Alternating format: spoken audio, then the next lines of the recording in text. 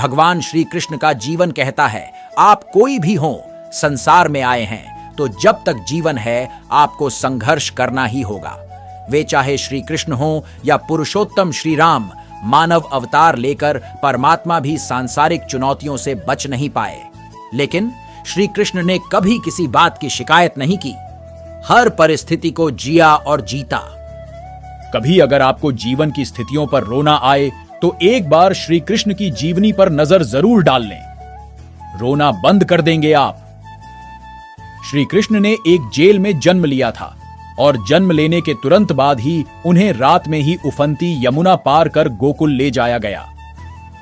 तीसरे दिन ही राक्षसनी पूतना उन्हें मारने आ पहुंची और यहां से जो संघर्ष का सिलसिला शुरू हुआ। जीवन जीने के तरीके को अगर किसी ने परिभाषित किया है तो वो कृष्ण है। कर्म से होकर परमात्मा तक जाने वाले मार्ग को उन्हीं ने बताया है।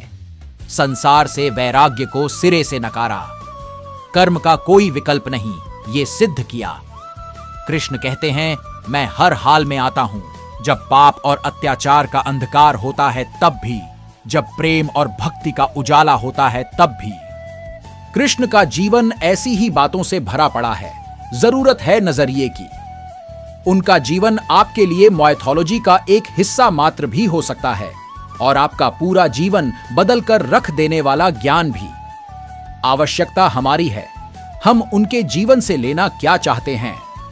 कृष्ण मात्र कथाओं में पढ़ा या सुना जाने वाला पात्र नहीं है।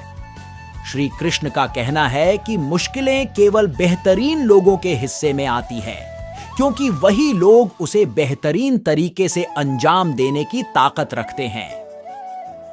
जो सरलता से मिलता रहे उसका महत्व नहीं रह जाता।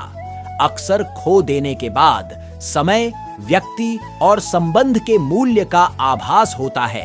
भगवान श्री कृष्ण ने कहा है कि मनुष्य को फल की इच्छा छोड़कर अपने कर्म पर ध्यान देना चाहिए, क्योंकि मनुष्य जैसा कर्म करता है उसे फल भी उसी के अनुरूप मिलता है।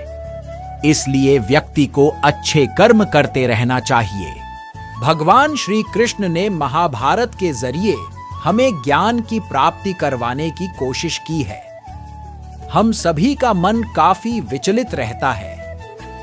हर दिन हम मोह और माया से घिरे रहते हैं। श्री कृष्ण ने श्रीमद् भागवत गीता जी में हम मनुष्य के उद्धार के कई मार्ग बताए हैं।